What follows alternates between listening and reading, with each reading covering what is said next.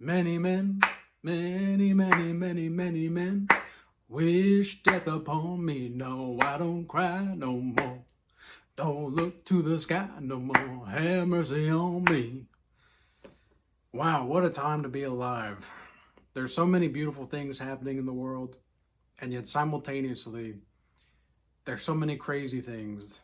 Another day, another psyop, another day, another reason to end the fiat system, another day, another reason to repeal the 19th Amendment, another day, another Jezebel attack. It's just like there's so many things happening all the time, all at once. And everybody that is alone grinding, you have my respect, because even if we don't agree on everything, I have respect for people that just stand by who they are and what they're about. And they don't try to force people into anything. I have respect for those types of people. When they just focus on their vision and what they need to do for their job and their work, whatever it is, because it's a tough world, man. It's a tough world. And at every single corner, somebody's trying to manipulate you. Somebody's trying to gaslight you. You just can't trust people. And it sucks, because I want to trust people.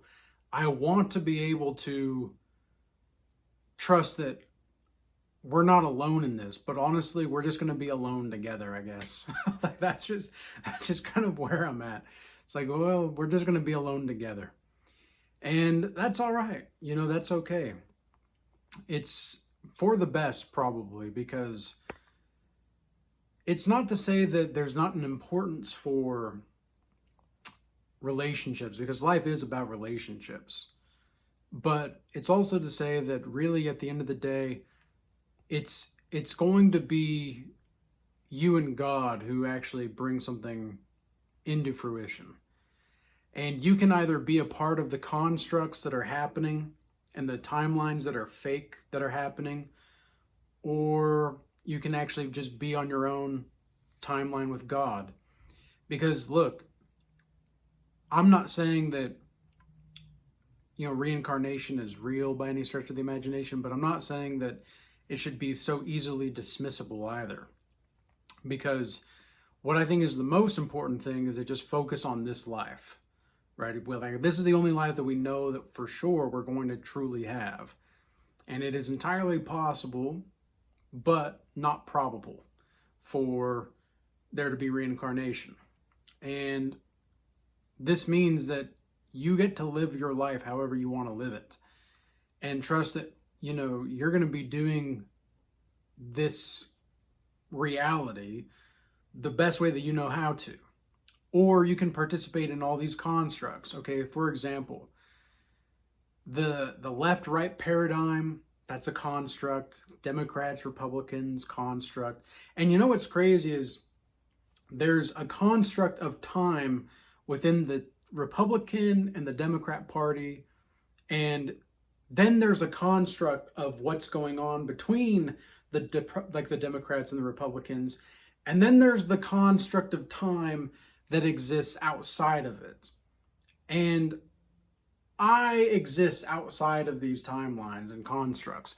I exist with God in my own timeline. That's one of the reasons why I can look at things and be so detached from all of these different topics and things and titles and affiliations. Like, the only one I'm truly affiliated with is Jesus Christ. That's it. I'm not really affiliated with anybody or anything else.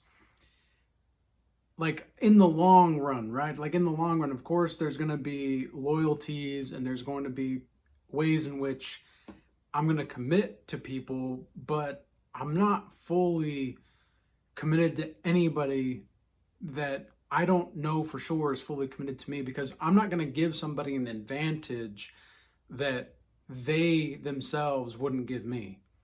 Okay, this is something I learned from women, is they never give advantages to somebody that they first wouldn't see that they would be given that advantage. And that's very interesting, right? Because women, they're way smarter than you think, but they just kind of act in a way that they're not smart sometimes. Like they're really smart, but sometimes they just are not there.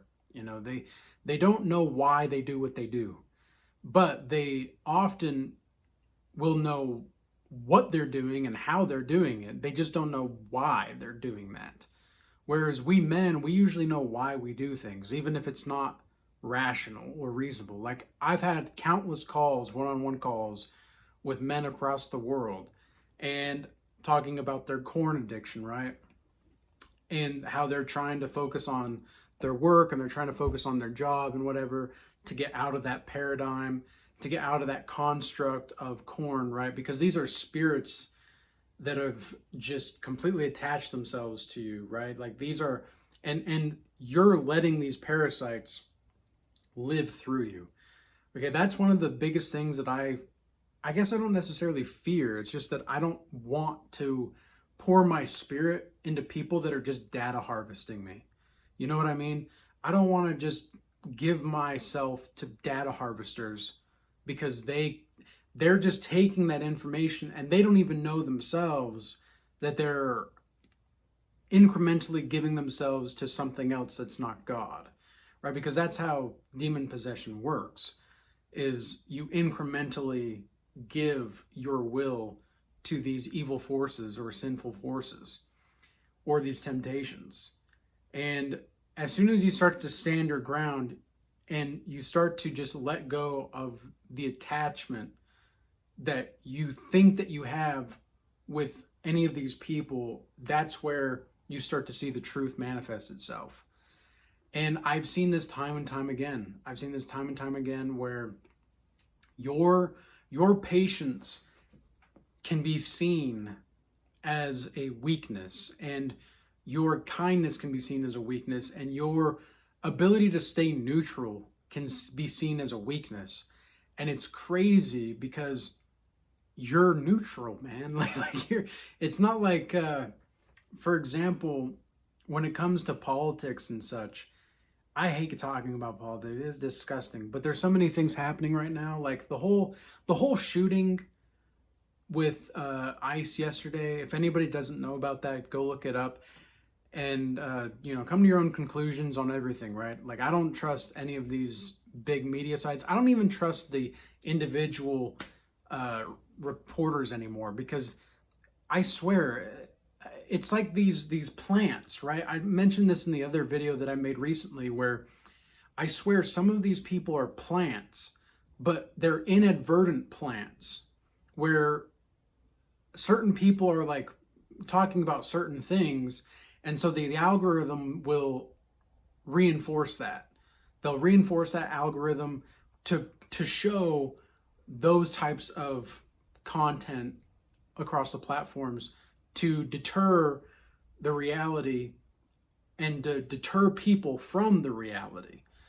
And this is what I see that's happening very frequently and very often.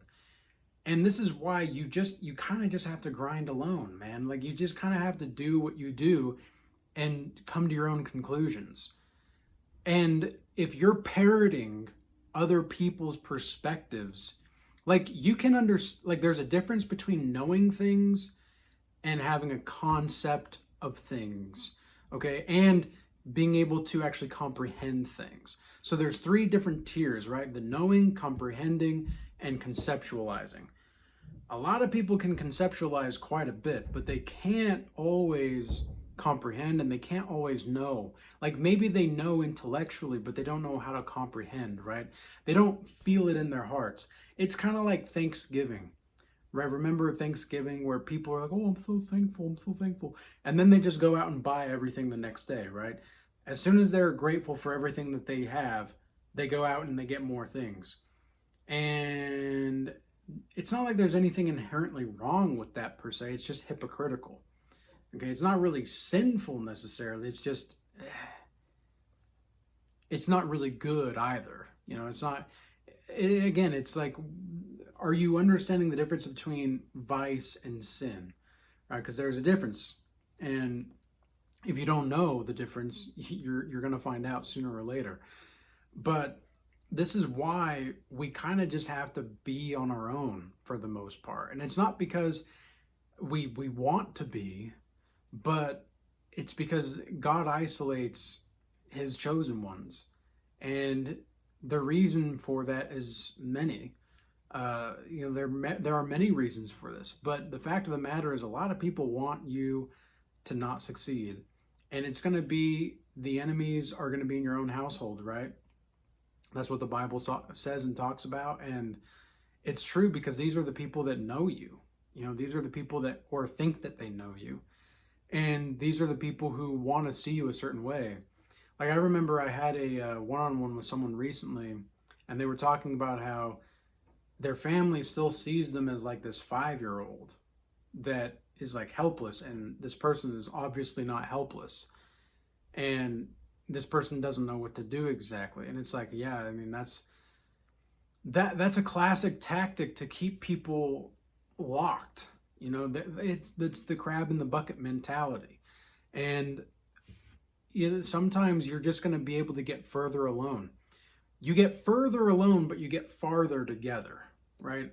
That's a pretty common platitude that I'm sure many people have heard. But and I think that there's something to be said for that, but it doesn't change or negate the fact that you get further alone, man. You get further alone dealing with people. The reason I talk about reincarnation is because there's an idea that Buddha, for example, he is going to be like reincarnated again and again through time, or Jesus Christ is going to even be reincarnated again and again through time, because they took on the higher spiritual attainment of actually, not leaving nirvana, so to speak, leaving nirvana to come back and shed a light to the people. And so there are some people who believe that Jesus Christ was just highly enveloped in the archetypes, for example. And we don't choose the archetypes, okay? We don't choose what archetypes are. We don't really choose how archetypes are. We just observe them. Okay, are you observing? Are you actually watching what's going on? Or are you just passively there? Because a lot of people are just passively there. Even the people that claim to be chosen, even the people that claim to be all these different things, they're not actually, because I understand we're not all perfect, right? But the energy of as of 2026 has been, it's been cold. It's been cold, and I don't like being cold, but I'm put in a position where I have to be sometimes, and I don't like that, but I don't really have another option. Like, you've shown me that you don't even respect yourself. How can I, how can you respect me, and how can I respect you exactly in this situation? The only way that I can respect you is by not giving you what you want. Like, that's the only thing that I can do in this instance. I can't give you what you want because you won't appreciate it. I have to literally show you my value by never talking to you again. And I hate having to do that, but that's sometimes the only thing that we can do. And just continue the grind. And I don't even like that term either. Okay, people are like, "Oh yeah, you gotta grind, bro. Gotta just stick to the grind." There's a time and place for it, sure, but to always be on the grind, no, I don't subscribe to that notion. I think that if you're not exceptionally joyful at certain points in time because of the work that you've done, like, there's a time and a place to celebrate too, but that celebration doesn't need to be so crazy, right? You can just, like, a form of celebration right now that you can do is you can go dance, and celebrate just being alive. You can dance for a little bit and then get back to work. Like, there's a time to celebrate sometimes. There's sometimes a place in your heart where you need to actually confront whatever it is that you need to confront. Like, you need to actually live in accordance to something higher, and to listen to your inner retard sometimes, because Otherwise, life is just going to be so mundane and so superfluous that you're not even going to be able to want to participate in the day-to-day activities. And I understand, I get it. It snowed here today for the first time in a minute. We've had an abnormally dry winter here in the mountains. And so finally seeing the snow and everything, it's kind of nice. I suppose my controversial opinion for today is I like winter. I like the way winter looks. There's something just so centering about winter. You kind of settle into the moment a little bit more. And there's something really magical about the snow. I don't really know what exactly it is, but it's just there's something really there's just something really magical, and not in the kind of magic where like witchcraft or sorcery is used. It's actually just, raw magic of the reality that we live in. This whole reality and simulation of what is. Because it's completely possible that this reality isn't even real, but yet it's still reality, right? Like it's the realest thing ever, and yet it's the non-realest thing ever. Like that, it's kind of crazy, right? Because I thought about this, especially in my dreams as of late. Even last night, I had a dream where I was in the desert, and the fake people and the fake Christians and all these fake people were trying to make it snow in the desert. And I said, look, it's the desert. Like, you're not going to be able to get snow here. And they got upset with me. And they got upset and mad at me because I told them that, they're not going to be able to do what they want here. And I said, well, look, it's fine. Like, if you don't, I'm not saying that I'm the one that controls the weather here. I'm just saying that this is the desert. Like we're not going to be able to do what we want here. If you want it to snow and I want it to snow, we're not going to be able to do that in the desert. And they got upset about it. And I think that this is a very apt metaphor for how people respond and react. They don't even respond, they just react without even knowing that they're reacting. And they just react again to your neutrality. And they've seen your neutrality and your authenticity as a way to, that you're like this crazy monster or whatever.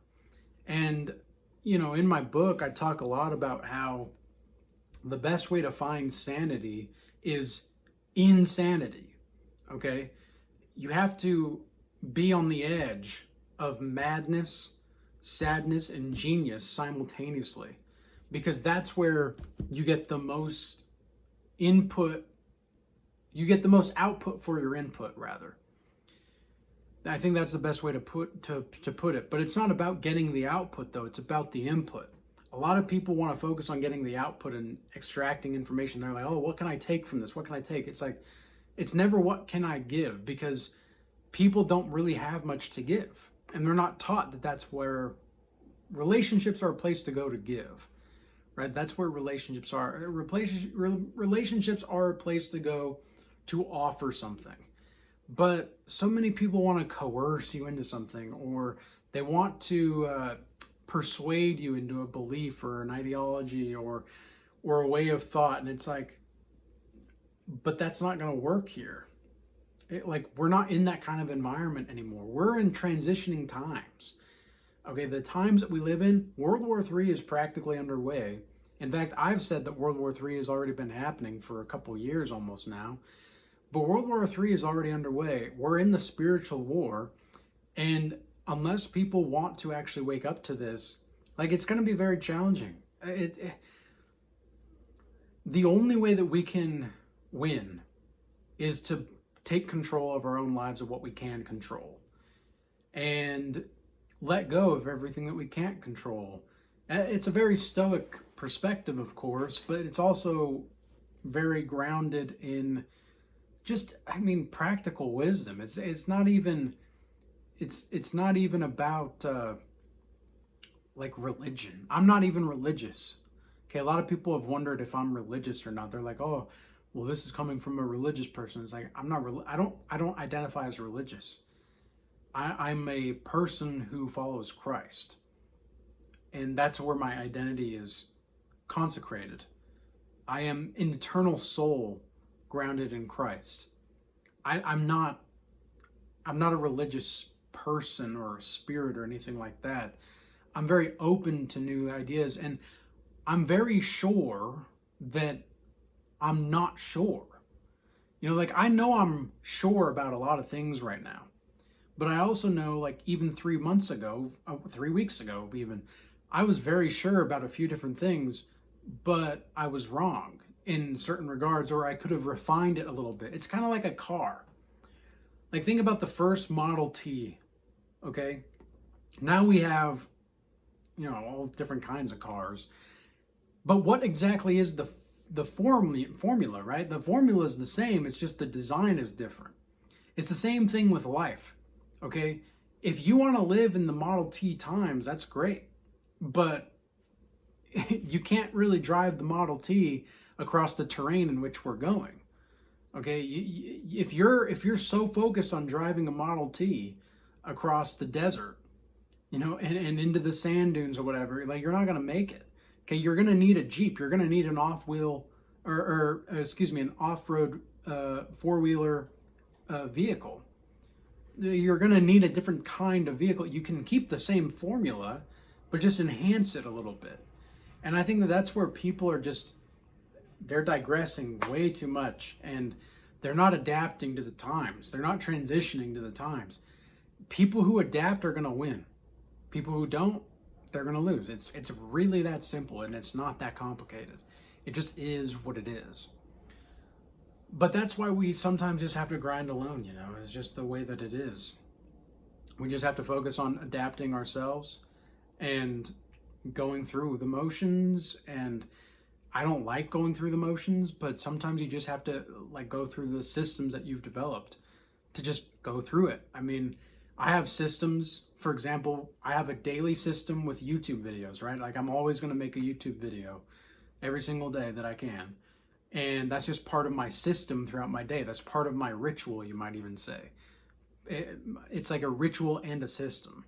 And that's how you develop into godlike mastery, is through your own developing of systems. A lot of people want to believe that somebody else has the system.